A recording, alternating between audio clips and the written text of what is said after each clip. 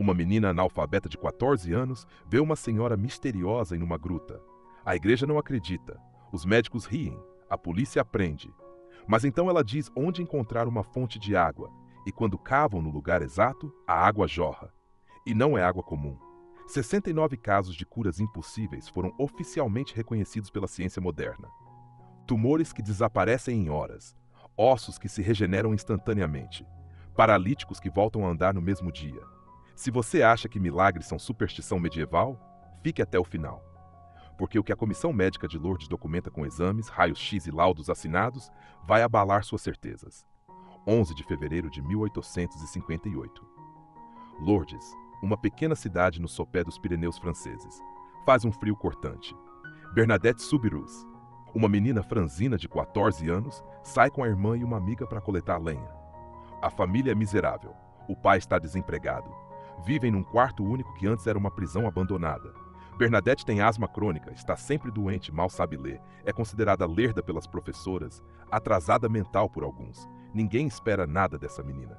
Mas naquele dia, perto de uma gruta chamada Massabielle, junto ao rio Gave, algo acontece. As outras meninas atravessam o riacho gelado. Bernadette, por causa da saúde frágil, hesita. E então ouve um barulho como vento forte, mas as árvores não se movem.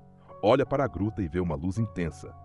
Dentro dessa luz, uma senhora de beleza indescritível, vestida de branco com faixa azul, descalça, com rosas douradas nos pés. Bernadette cai de joelhos, pega seu rosário, tenta rezar, mas não consegue mover os braços. A senhora sorri, pega seu próprio rosário e começa a rezar. Só então Bernadette consegue se mover e reza junto. A visão termina. A senhora desaparece. As outras meninas não viram nada. Quando Bernadette conta o que viu, a família entra em pânico. A mãe bate nela, proíbe de voltar à gruta.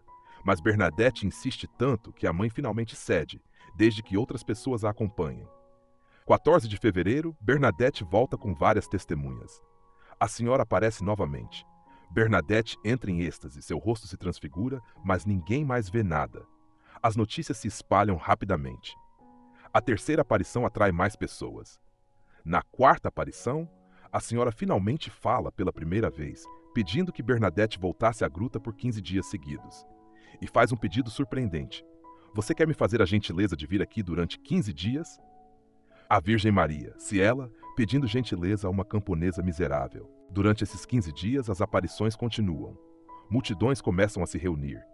Centenas, depois milhares de pessoas cercam Bernadette quando ela cai em êxtase. Todos veem seu rosto mudar completamente, uma beleza e paz sobrenaturais. Mas só ela vê e ouve a senhora. As autoridades entram em ação. O comissário de polícia Jacomete interroga Bernadette brutalmente, tentando fazê-la contradizer, confessar fraude. Ela mantém sua história, simples e consistente. O prefeito ameaça prendê-la e a família. Médicos examinam procurando sinais de histeria, alucinação, epilepsia. Não encontram nada de anormal. Na nona aparição, 25 de fevereiro, acontece algo extraordinário. A senhora diz a Bernadette: vá beber na fonte e se lavar nela. Bernadette olha ao redor confusa. Não há fonte ali. A gruta é seca. A senhora aponta para o chão, para dentro da gruta. Bernadette começa a cavar a terra com as mãos. As pessoas ao redor acham que ela enlouqueceu. Bernadette cava freneticamente. A terra está seca.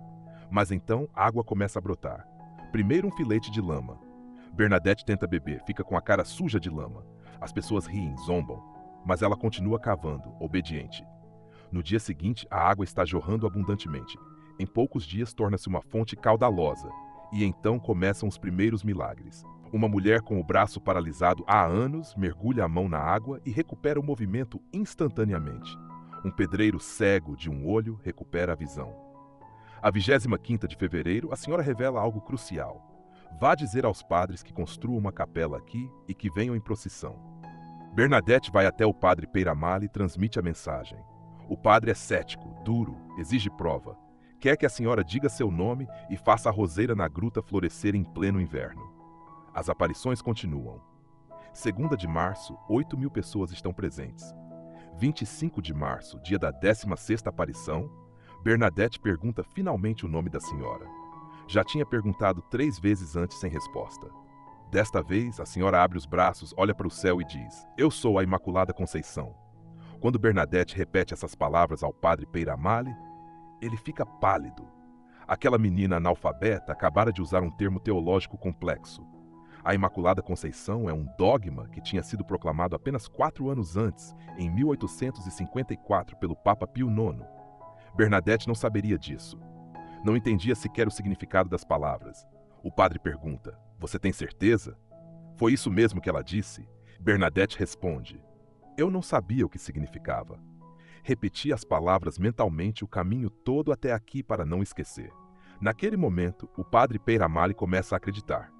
A última aparição acontece em 16 de julho. Bernadette não pode chegar perto da gruta porque as autoridades cercaram a área com barreiras. Mas de longe, do outro lado do rio, ela vê a senhora uma última vez. É uma despedida silenciosa. A senhora sorri, abençoa e desaparece para sempre. Mas a história estava apenas começando. As curas continuam acontecendo. Centenas, depois milhares de relatos de curas milagrosas. A igreja inicia investigações rigorosas. Em 1862, apenas 4 anos após as aparições, o bispo de Tarbes declara oficialmente: "Consideramos que a Imaculada Virgem Maria, Mãe de Deus, realmente apareceu a Bernadette Soubirous." Uma capela é construída no local. Depois uma basílica. Lourdes transforma-se no segundo maior centro de peregrinação cristã do mundo, perdendo apenas para o Vaticano. Mais de 6 milhões de peregrinos visitam Lourdes anualmente. Entre eles, cerca de 70 mil doentes em busca de cura. E aqui começa a parte que desafia explicações. Em 1883, 25 anos após as aparições, a Igreja estabelece uma Comissão Médica Internacional de Lourdes. Médicos de todas as especialidades e religiões, incluindo ateus e agnósticos, são convidados para investigar rigorosamente cada suposta cura milagrosa.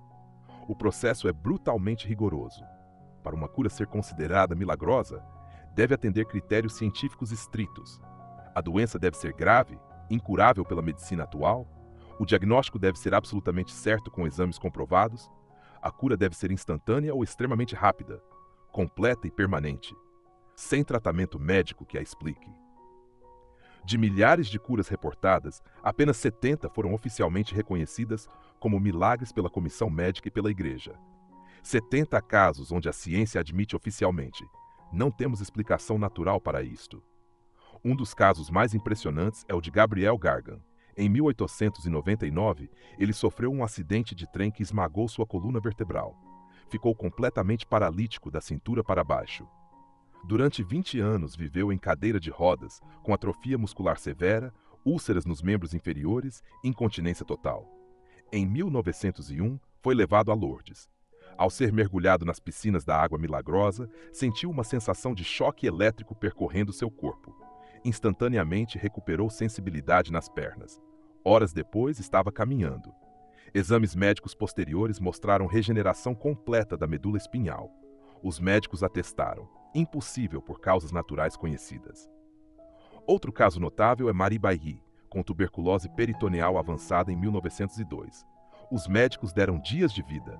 Seu abdômen estava enormemente distendido com massas tumorais palpáveis. Foi levada moribunda a Lourdes. Ao beber a água, sentiu-se imediatamente melhor. No dia seguinte, as massas tumorais tinham desaparecido completamente. Recuperação instantânea de uma doença mortal em estágio terminal. Ou Jeanne Fretel, cega por tuberculose ocular.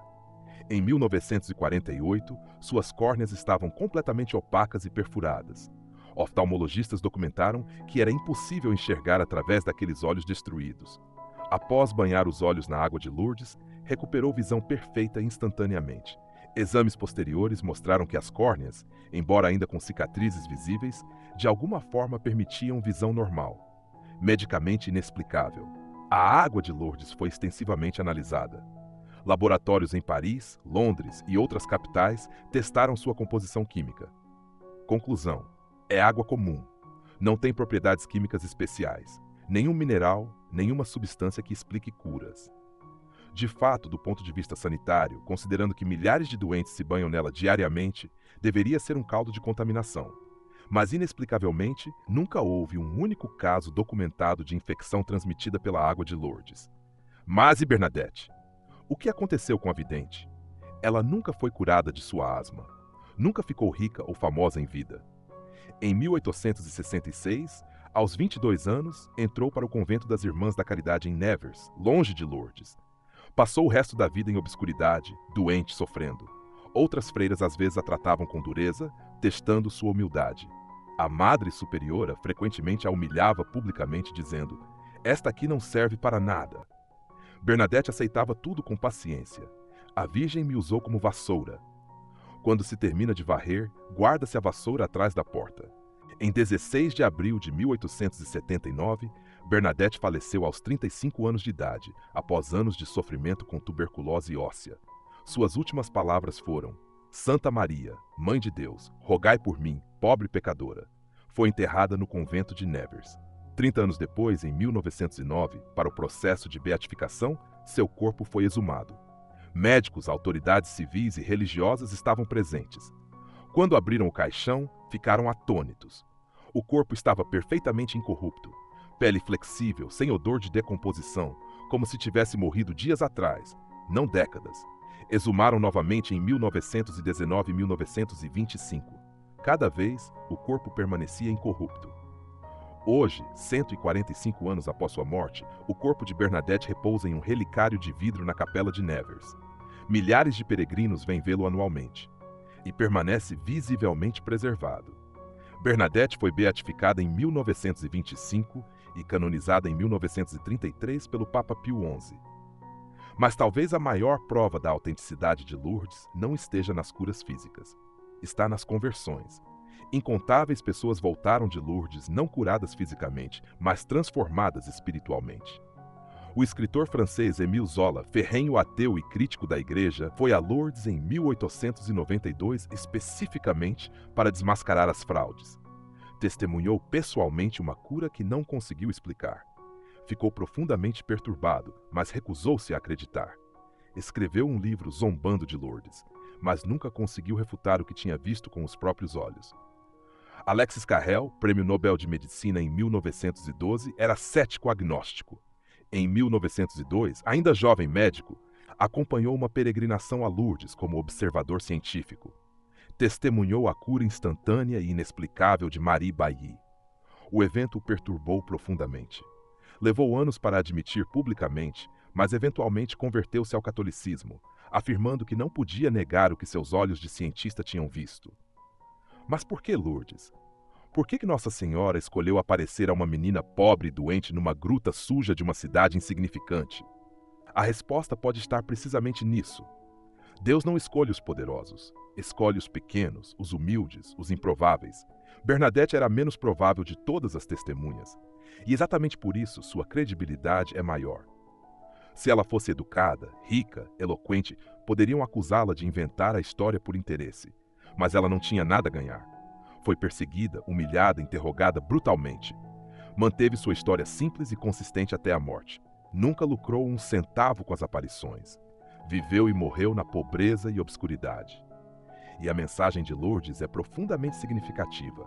A Virgem não veio com condenações ou ameaças, veio com amor maternal. Pediu oração, penitência, conversão. Pediu que construísse uma capela. Deu uma fonte de água que continua jorrando 166 anos depois. Uma fonte física de graças sobrenaturais.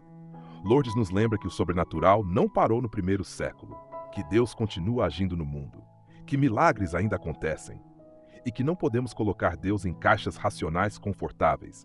Ele irrompe na realidade de formas que desafiam nossas categorias e nossas certezas.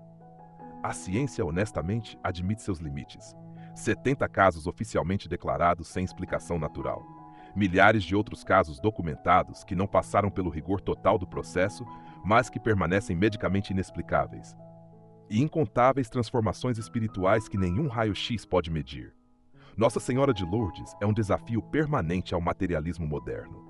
É um lembrete de que existe mais entre o céu e a terra do que nossa filosofia pode explicar. É um convite a considerar que talvez, apenas talvez, o universo seja mais misterioso, mais encantado, mais permeado pelo divino do que nossa ciência secular quer admitir. E para os que sofrem, Lourdes oferece esperança. Não a garantia de cura física, porque a maioria não é curada fisicamente, mas a certeza de que não estão sozinhos, que há uma Mãe Celestial que se importa, que ouve, que intercede, e que às vezes Quando é da vontade de Deus, o impossível acontece.